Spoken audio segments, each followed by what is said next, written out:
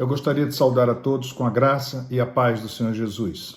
Quero te convidar a abrir a sua Bíblia aí, ou clicar na sua Bíblia, em 1 Coríntios, capítulo 1, a partir do versículo 18. Eu vou estar lendo do versículo 18 até o versículo 24. Farei a leitura na tradução da Nova Versão Internacional. 1 Coríntios, capítulo 1, verso 18, nos diz assim a palavra do Senhor. Pois a mensagem da cruz é loucura para os que estão perecendo, mas para nós que estamos sendo salvos é o poder de Deus. Pois está escrito, destruirei a sabedoria dos sábios e rejeitarei a inteligência dos inteligentes. Essa citação lá de Isaías 29, verso 14. Continuando no verso 20. Onde está o sábio? Onde está o erudito? Onde está o questionador desta era? Acaso não tornou Deus louca a sabedoria do mundo? Visto que na sabedoria de Deus o mundo não o conheceu por meio da sabedoria humana. Agradou a Deus salvar aqueles que creem por meio da loucura da pregação, que é exatamente o título da nossa mensagem hoje, a mensagem da cruz, é essa loucura da pregação. Continuando no verso 22, os judeus pedem sinais miraculosos e os gregos procuram sabedoria. Nós, porém, pregamos a Cristo crucificado, o qual de fato é escândalo para os judeus e loucura para os gentios. Escândalo é aquele fato ou acontecimento que contraria, que ofende os sentimentos, as crenças, as convenções morais, sociais e religiosas estabelecidas. E ele fala que a loucura é o sentimento que foge ao controle da razão, do intelecto, ou seja, é alguma coisa que contraria o senso comum, o senso da religião estabelecida, no caso ali ele se referia aos judeus, e em relação aos gregos, aquilo que fugia à razão, já que era um povo muito ligado no intelecto, nas coisas da razão. Continuando a leitura aí no verso 24, ele diz, mas para os que foram chamados, tanto judeus quanto gregos, Cristo é o poder de Deus e a sabedoria de Deus. É interessante, irmãos, que nós vivemos hoje num tempo em que a gente costuma dizer que uma imagem fala mais do que 1000 palavras. E nós temos aquilo que nós conhecemos como logotipo. O logotipo é o símbolo, é uma pequena imagem, normalmente, é um símbolo que identifica instantaneamente uma marca ou um produto e também comunica algo a respeito dele, tal como a sua história, seus valores, a sua importância. Então, nós temos vários exemplos aí. Eu me lembro aqui da Nike, aquele símbolozinho, que na verdade é a asa de uma deusa grega chamada Nike, a deusa da vitória. Nós temos a maçãzinha da Apple, que identifica a Apple, aquela maçã mordida. Temos os arcos formando a letra M do McDonald's. Temos a estrelinha da Mercedes-Benz também. Enfim, são marcas, são logotipos, pequenas imagens que falam mais do que 1000 palavras. Elas identificam instantaneamente a marca ou o produto e, além disso, comunicam a história, o valor, a importância desse produto. A fé cristã também possui um símbolo, também possui, poderíamos dizer, um símbolo universal, que é a cruz. E por que a cruz? Quando nós falamos aqui de cruz, deixa eu fazer um esclarecimento inicial. Nós não estamos falando daquele instrumento de tortura e execução formado por 2 toras de madeiras transversais onde se pregavam as vítimas. Ou, mais especificamente, aquele instrumento de tortura e execução que foi usado pelos romanos, no qual Jesus foi crucificado e que, portanto, se tornou o símbolo da religião cristã. O conceito da cruz que nós estamos querendo falar vai além disso, vai além daquele instrumento físico para a tortura, né? O conceito da cruz ele é o âmago, ele é a parte central, fundamental do cristianismo bíblico.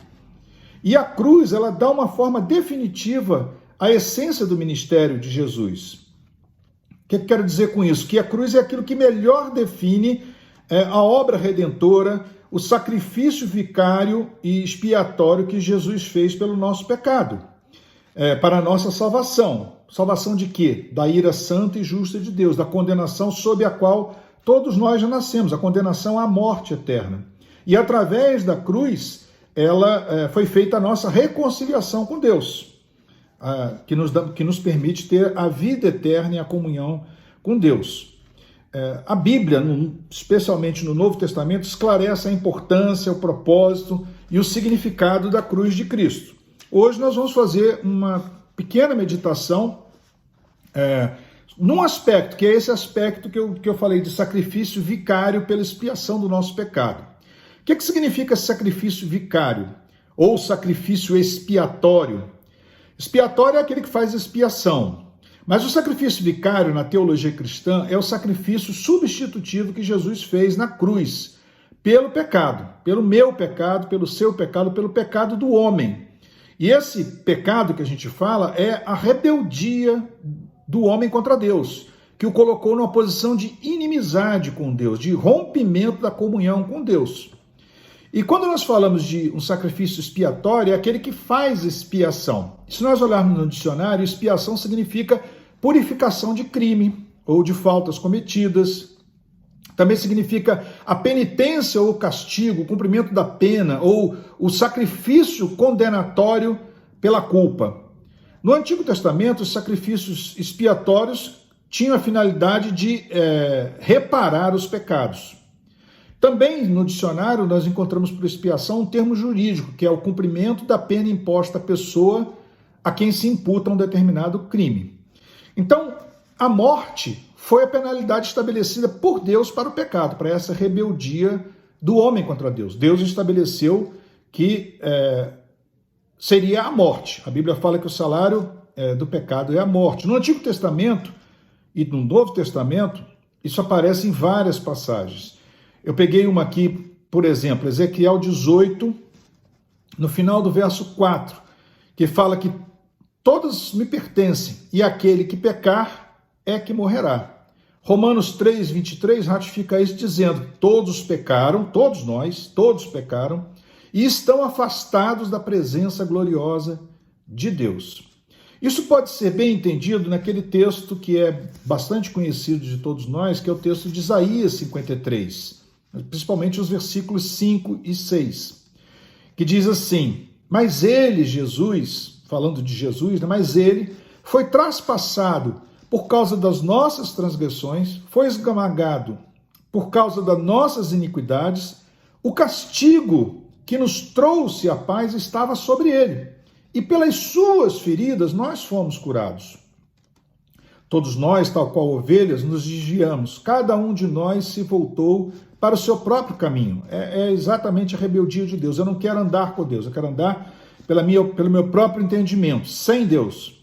Então, ele continua dizendo: e o Senhor fez cair sobre ele, sobre Jesus, a iniquidade de todos nós. Então, repare que nós temos aí, Jesus é o sacrifício vicário, é esse sacrifício expiatório, que faz a expiação, que paga a culpa que é minha, a culpa que é sua, a culpa que é de todos os homens. E o que Deus estabeleceu seria a morte. Então, o texto de Isaías deixa bem claro que foi por causa das nossas transgressões, por causa das nossas iniquidades. E o castigo que era para ser nosso, o castigo que nos traria a paz, a reconciliação com Deus, estava sobre Jesus. E pelas suas feridas, as feridas que deveriam ter sido nossas, é que nós fomos sarados. Então Deus fez cair sobre Jesus o peso, a culpa de toda essa iniquidade, de toda essa transgressão, o castigo. Então nós podemos afirmar que não existe cristianismo bíblico sem a cruz. Ou seja, não existe cristianismo bíblico sem a cruz, sem um ato de expiação. Cristo crucificado no meu lugar, pelo meu pecado, morto, mas ressurreto. Aleluia. Então, uma vez que a mensagem da cruz, que a gente vai falar sobre mensagem da cruz, nós estamos falando sobre a mensagem cujo a ênfase é a necessidade de expiação, a necessidade desse sacrifício expiatório. E isso tem importância central no cristianismo bíblico. Então, é indispensável que nós, que os cristãos, é indispensável que todas as pessoas, mas principalmente os cristãos, tenhamos um entendimento correto do significado da cruz, do significado, da importância e de como ela é essencial dentro dos termos bíblicos. E isso é muito importante, especialmente nessa nossa geração, porque a gente pode dizer que nunca antes na história da igreja a necessidade de expiação, essa compreensão, foi tão amplamente desafiada. e até mesmo considerada desnecessária por muitas pessoas. Quantas vezes você já ouviu dizer, o evangelho é verdade, talvez seja verdade, mas eu não sinto necessidade de Jesus? Ou então a pessoa diz, não agora, nesse momento da minha vida. Ou então eu não preciso da igreja, ou eu não preciso de cristianismo. As pessoas não estão muito interessadas em pensar sobre a expiação. Elas estão convencidas de que não necessitam dessa expiação. Porque elas não perguntam como posso me reconciliar com Deus. Como é que eu posso escapar do juízo divino? Então, na nossa cultura, que é uma cultura capitalista, tecnológica, ocidental, pós-moderna, no século XXI, nossa cultura perdeu a noção de que nós, seres humanos, nós somos pessoalmente e inexoravelmente responsáveis pela nossa vida diante de Deus. E temos que entender que o cristianismo está fundamentado na premissa de que o homem nasce em pecado, afastado de Deus, debaixo de um juízo condenatório e, portanto, necessita de salvação, necessita da expiação do seu pecado. Disso que faz separação entre nós e Deus. A doutrina cristã é a doutrina da justificação somente pela fé.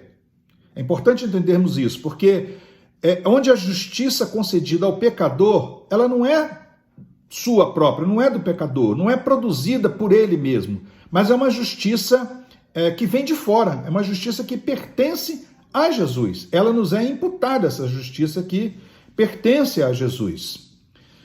Isso está bem explicado quando Paulo fala lá, escrevendo aos Efésios, no capítulo 2, no verso de número 8, que ele diz, pela graça sois salvos, mediante a fé. Isso não vem de vós, é dom de Deus, não de obras para que ninguém se glorie. É importante entendermos isso, essa justiça é uma justiça exterior, que não vem de nós. Eu acho que a gente podia ler esse texto todo, porque ele é um texto importante, que ele vai nos contextualizar, vai mostrar a obra redentora do Senhor, por que nós precisamos dela. Eu vou projetar aí na tela Efésios 2, eu vou ler o trecho todo, do versículo 1 até o versículo 9. Diz assim, lendo na versão Almeida Revista Atualizada, Ele vos deu vida, estando vós mortos nos vossos delitos e pecado, nos quais andastes outrora, segundo o curso deste mundo, segundo o príncipe da potestade do ar. Segundo o curso desse mundo significa segundo a influência da cultura que pauta o nosso modo de vida, que forma a nossa cosmovisão, ou seja, a maneira como nós interpretamos o mundo, interpretamos os fenômenos ao nosso redor, a maneira como nós sentimos, pensamos, agimos, os nossos valores. É isso que Paulo quer dizer quando ele diz segundo o curso deste mundo. Segundo o príncipe da potestade do ar, é a influência maligna de Satanás e dos espíritos malignos, que, por sua vez, ela vem a contaminar esses aspectos culturais. A cultura ela é originalmente de Deus, mas ela é uma coisa ambígua, porque ela está, quando o homem caiu, o homem contaminou, ele manchou a sua produção cultural. Então, hoje, nesse contexto cultural, aquilo que Paulo vai dizer que nós somos influenciados segundo o curso desse mundo, nós temos muito da influência maligna. É uma coisa ambígua. Tem coisas boas, coisas que são dos homens, mas tem a influência dos espíritos malignos também. Retomando aqui a leitura, ele vai dizer, né, segundo o curso deste mundo, segundo o príncipe da potestade do ar, do espírito que agora atua nos filhos da desobediência, e entre os quais todos nós andamos outrora, segundo as inclinações da nossa carne, fazendo a vontade da carne e dos pensamentos. E éramos, por natureza, filhos da ira, como também os demais. Então Paulo vai dizer que aqueles que não vivem de acordo com a vontade de Deus, aqueles que não são guiados pelo Espírito de Deus, mas antes eles atendem às inclinações da sua carne, fazem somente a vontade da carne, dos pensamentos, segundo o curso desse mundo, segundo essa influência dos espíritos malignos também, eles são chamados de filhos da ira, porque estão afastados de Deus e, portanto, necessitam dessa reconciliação, necessitam dessa mediação de Jesus, desse sacrifício de Jesus na cruz, o sacrifício vicário e expiatório. Continuando aí no verso 5, ele diz, estando nós mortos em nossos delitos, nos deu vida juntamente com Cristo, pela graça sois salvos, e juntamente com ele nos ressuscitou. É uma nova vida, né? essa ressurreição, é um novo nascimento que o Senhor faz. E ele diz, e nos fez assentar em lugares celestiais em Cristo Jesus, versículo 7, para mostrar nos séculos vindouros a suprema riqueza da sua graça, em bondade para conosco, em Cristo Jesus.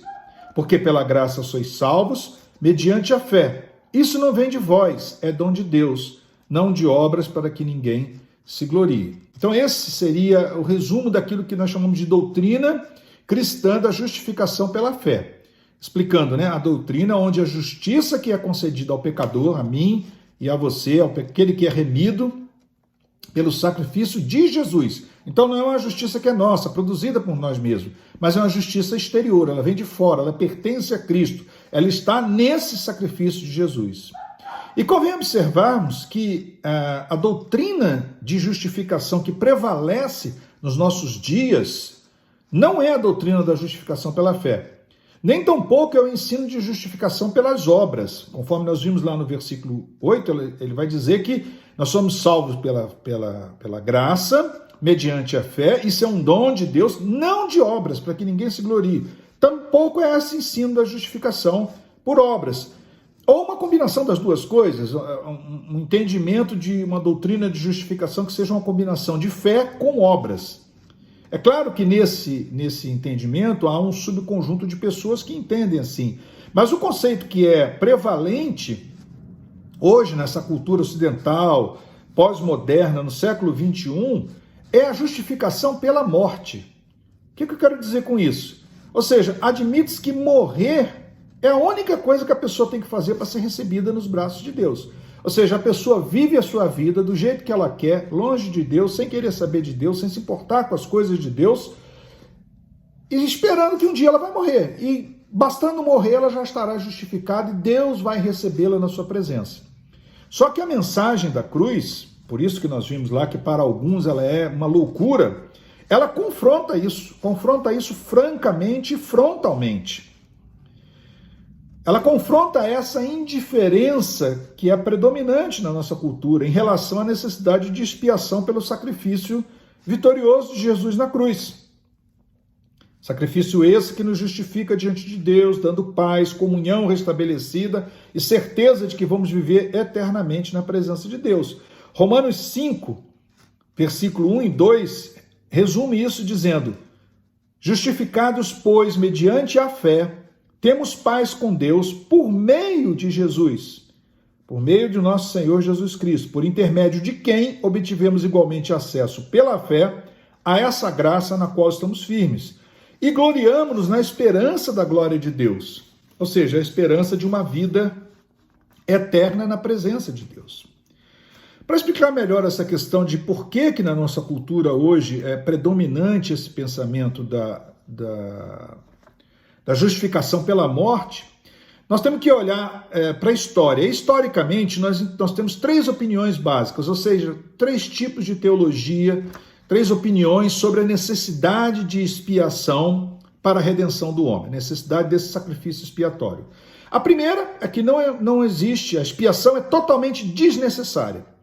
A segunda é que a expiação, um grupo de pessoas que crê que a expiação é apenas hipoteticamente necessária para a redenção do homem.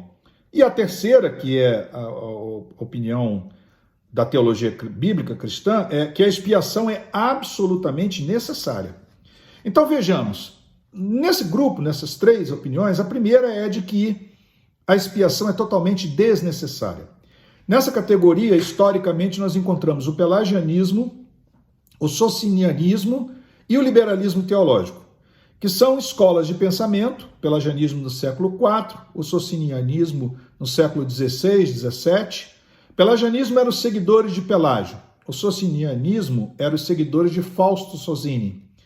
E, mais recentemente, no século XIX, os seguidores de Schleiermacher, que formam aquilo que nós chamamos de o liberalismo teológico.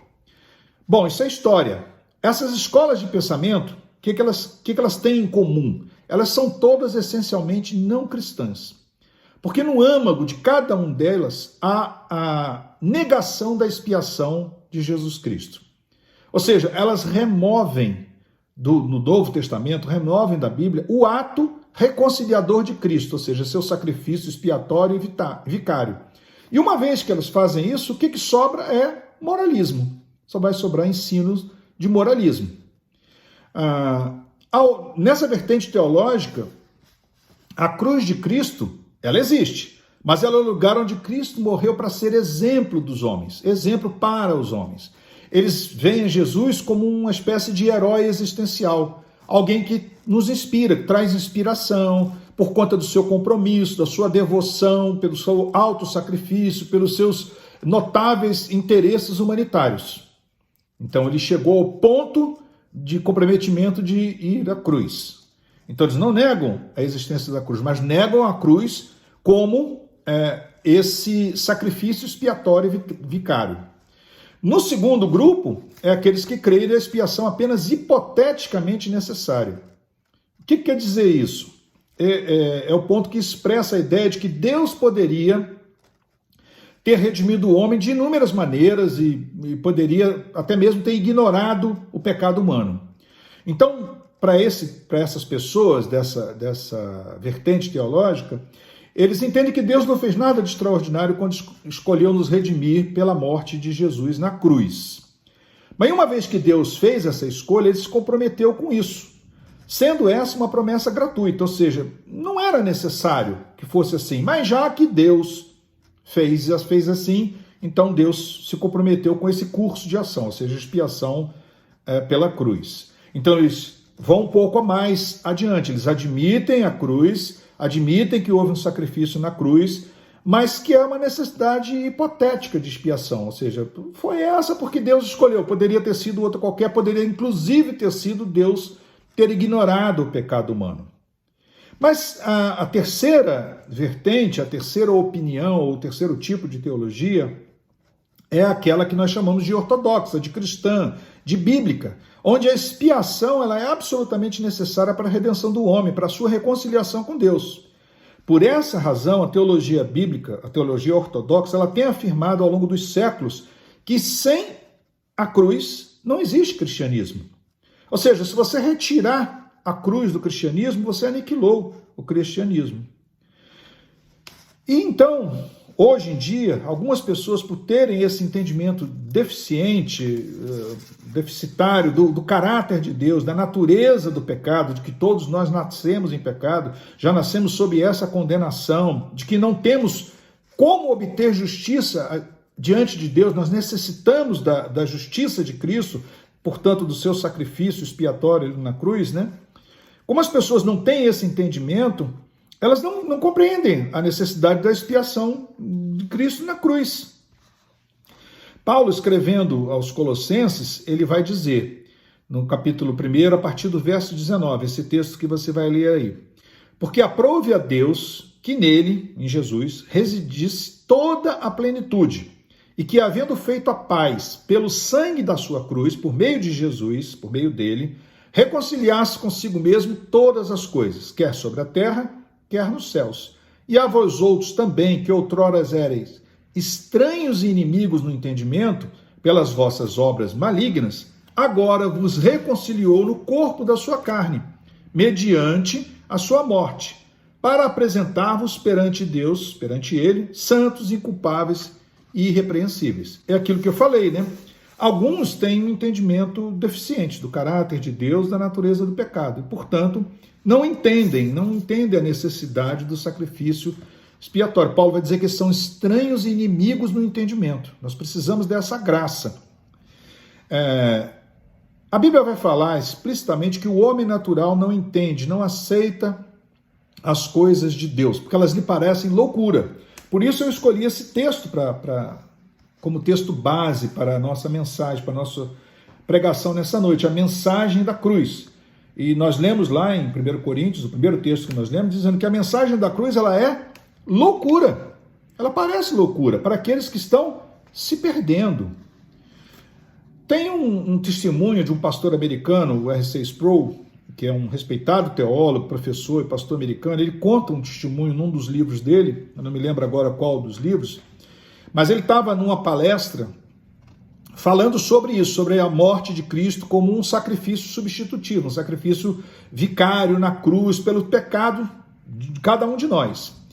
E no meio da sua palestra, ele ficou surpreso que uma pessoa grita lá no fundo da sala que isso é primitivo, isso é obsceno, isso é uma coisa cruel.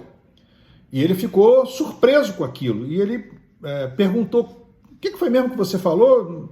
Como que se não tivesse entendido. E a pessoa, já demonstrando uma hostilidade, ele falou, repetiu e disse, olha, isso é primitivo, isso é obsceno, obsceno no sentido de uma coisa cruel. E aí Sproul, já recomposto do susto, né, da surpresa daquela pessoa, daquela intervenção, daquele questionamento, ele fala, olha, realmente eu gostei de você ter escolhido essas palavras, esses adjetivos, primitivo e cruel, primitivo e obsceno. E ele explicou, realmente o sacrifício substitutivo, o sacrifício vicário de Jesus, ele é primitivo, é um sacrifício de sangue.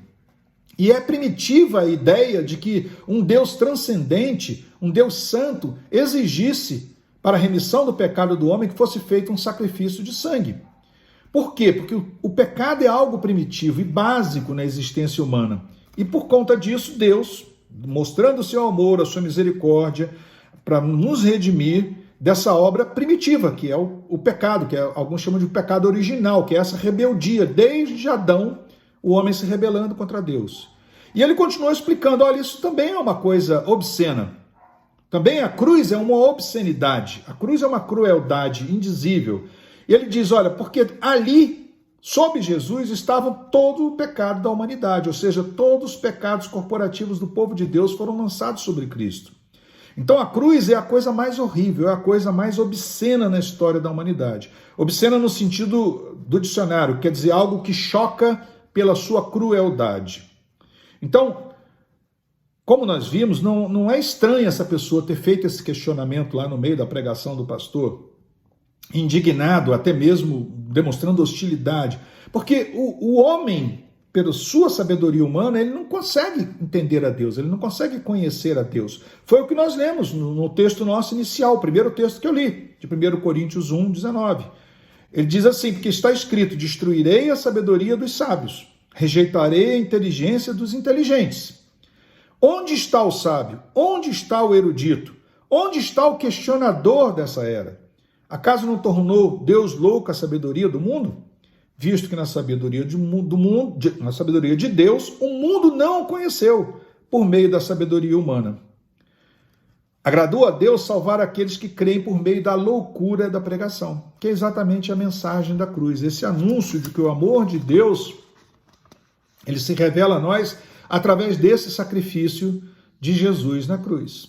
O apóstolo Paulo, que foi o grande doutrinador da igreja, ele se preocupa muito sobre explicar isso para a igreja, em traduzir isso para a igreja, porque realmente é uma coisa difícil da gente entender com a nossa mente, com o nosso intelecto apenas.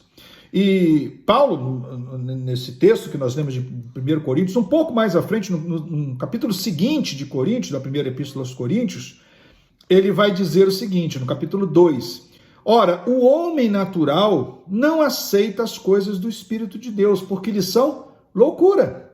A mensagem da cruz, ela é loucura. Loucura para os que se perdem. Loucura para o homem natural, sem Deus, rebelado contra Deus, que não quer aceitar a redenção do Senhor por esse sacrifício vicário, a expiação do seu pecado no sacrifício de Jesus.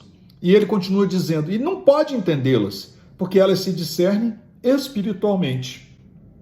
Então, Paulo, quando ele está escrevendo, numa outra epístola, escrevendo para a igreja que estava em Éfeso, ele vai ensinar exatamente isso, que somente pelo Espírito Santo o nosso entendimento ele é iluminado, e daí nós podemos compreender o amor de Deus e entender esse plano de redenção de Deus, que é a mensagem da cruz. Ou seja, o plano de redenção de Deus ele acontece através do sacrifício vicário de Jesus na cruz. Não é por seguir uma religião, por observar uma religião, não é por moralismos humanos, não é por obras humanas, mas é tão somente pela graça de Deus mediante a fé no sacrifício de Jesus.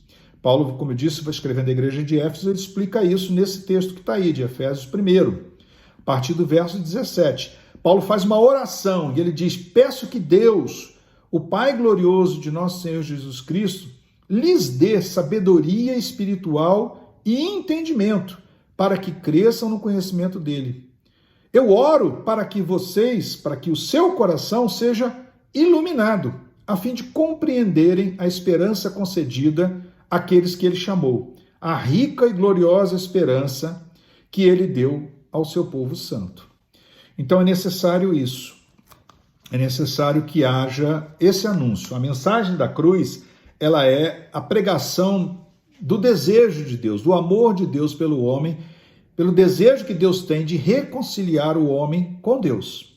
A iniciativa é de Deus. Nós vimos que nós estávamos mortos. E morto não toma iniciativa nenhuma. Mortos nos nossos delitos, mortos nos nossos pecados, mortos na inclinação da nossa carne, do nosso pensamento, mortos sob a influência da cultura desse mundo, que é maligna, que tem elementos que fazem com que nós nos afastemos cada vez mais de Deus. E mortos no nosso entendimento. E Deus vem e ilumina a nossa mente, nos faz compreender isso. E aí nós vamos entender aquilo que Paulo falou. Se a mensagem da cruz é loucura para os que se perdem, para nós que estamos sendo salvos, que estamos sendo alcançados pela graça, pelo amor de Deus, é o poder de Deus na nossa vida. É o poder de Deus na nossa vida.